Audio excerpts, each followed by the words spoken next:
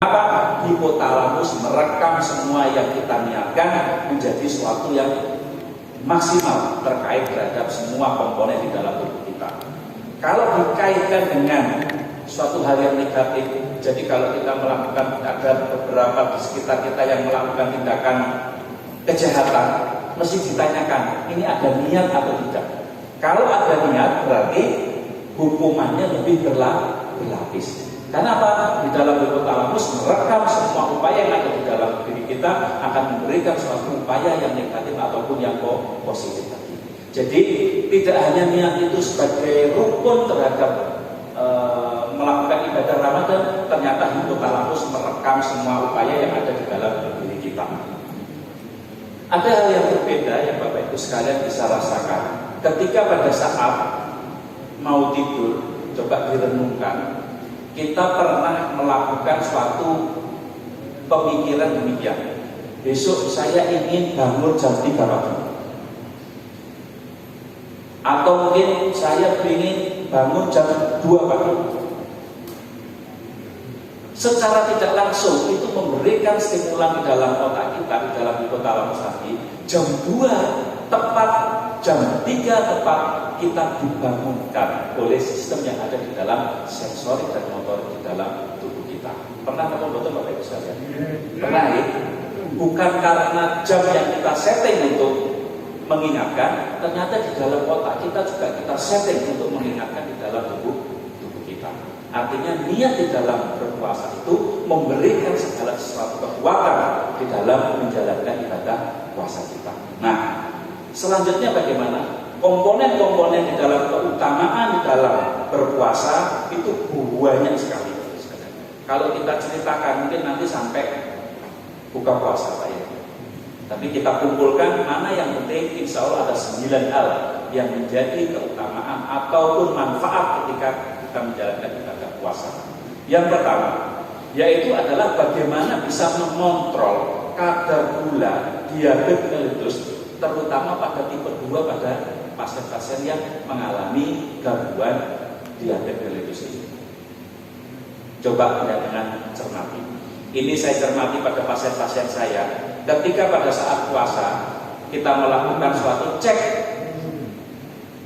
diabetes mellitusnya, kencing manisnya, terutama yang tipe 2. Tipe 2 itu adalah tipe karena dapatan dari eksternal dari makan. Itu mengalami suatu penurunan, bahkan menjadi stabil. Kenapa bisa dilakukan demikian? Karena nafsu terkait terhadap makan kita, intake yang ada di dalam makan kita menjadi keseimbangan. Coba kita bandingkan pada saat kita menjalankan ibadah puasa dan tidak berpuasa. Pagi sudah makan, ketemu di kantor dikasih minum lagi, gitu ya. Terus dibawakan bekal camilan lagi. Upaya yang ada bagaimana? Semua makanan-makanan yang masuk dalam tubuh kita, terutama terkait dengan karbohidrat, itu mengalami suatu kenaikan yang kita sebut adalah kenaikan dari diabetes mellitus sendiri. Dengan berpuasa secara otomatis akan terkontrol. Tetapi ada pertanyaan, Dokter Sukma, saya ini sudah berpuasa kira-kira 20 hari ini. Makan saya hanya buka dan sahur saja. Tetapi kenapa gula darah saya kok tetap tinggi? Berarti bagaimana? Kemungkinan karena adanya kerusakan di dalam pankreasnya, defisiensi terhadap insulinnya, sehingga bagaimana? Diabetesnya masih tinggi. Tapi kalau tipe yang kedua, tapi karena dapatan yang dimakan karena tinggi, karena makanan tinggi, insya Allah akan mengalami suatu kenormalan di dalam ketika berpuasa. Berarti bagaimana? Ketika pada saat berpuasa, komponen karbohidrat kita mengalami suatu kenetralan atau menjadikan optimal di dalam tubuh kita.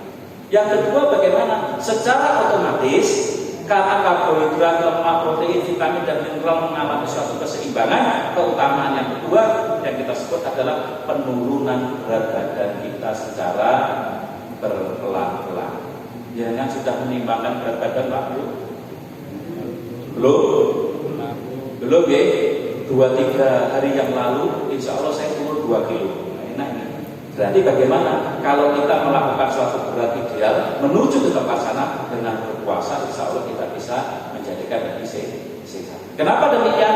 Ada 8 gen yang bikin gemuk di dalam tubuh kita. Berarti bagaimana? Ini warisan dari bapak ibu nenek kita.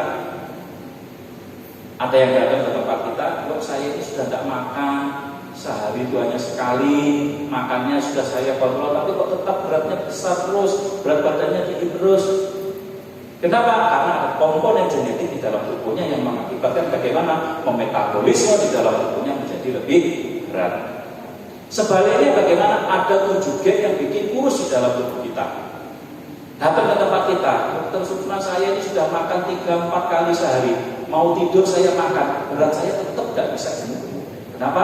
Ada genetik di dalam tubuhnya yang menjadikan bagaimana maksimal, sehingga komponen terkait terhadap karbohidrat, lemak, protein tidak tersimpan di dalam ototnya. Sehingga bagaimana dengan berpuasa itu menstabilkan terkait terhadap berat badan di dalam tubuh kita. Yang ketiga, secara otomatis karena intake yang kita berikan makanan itu menjadi suatu penurunan karena buka dan sahur saja, sehingga komponen-komponen residu terkait terhadap di dalam makanan kita berupa asam urat dan kolesterol yang banyak ditakuti oleh bapak-bapak, ibu-ibu yang usianya lebih dari 40 tahun,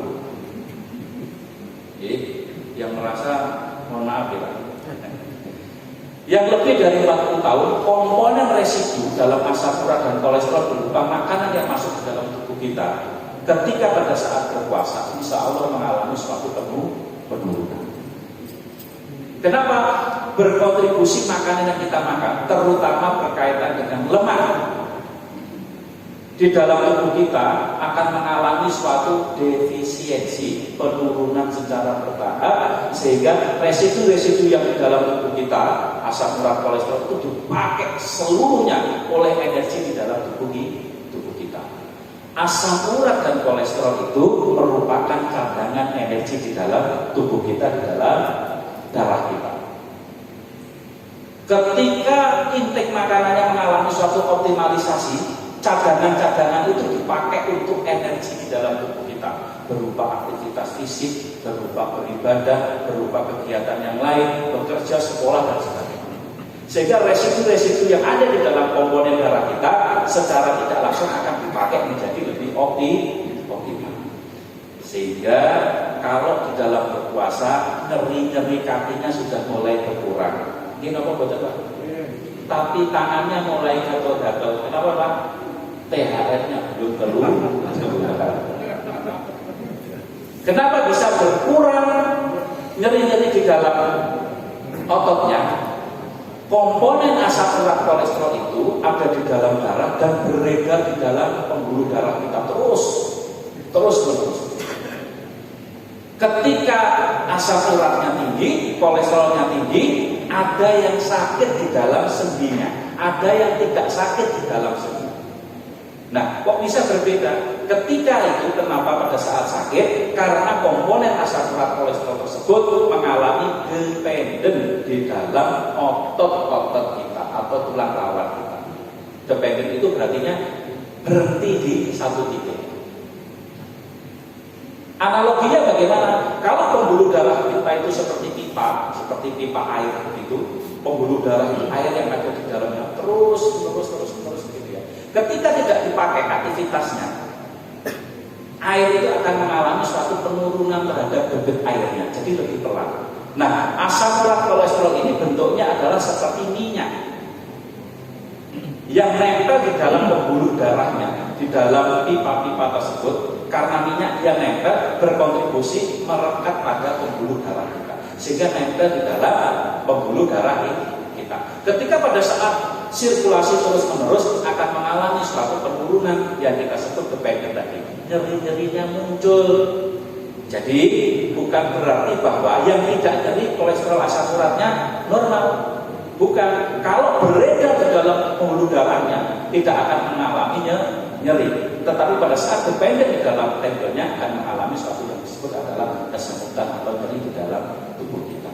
Maka dari itu bagaimana dengan berpuasa tadi, plak-plak minyak-minyak yang ada di dalam perifer pembuluh darah kita itu diambil. Karena apa? Dipakai sebagai energi di dalam tubuh kita, sehingga jejak residunya menjadi lebih hilang. Yang ketiga, yang keempat bagaimana? Yaitu juga bisa melawan yang kita sebut adalah keradangan.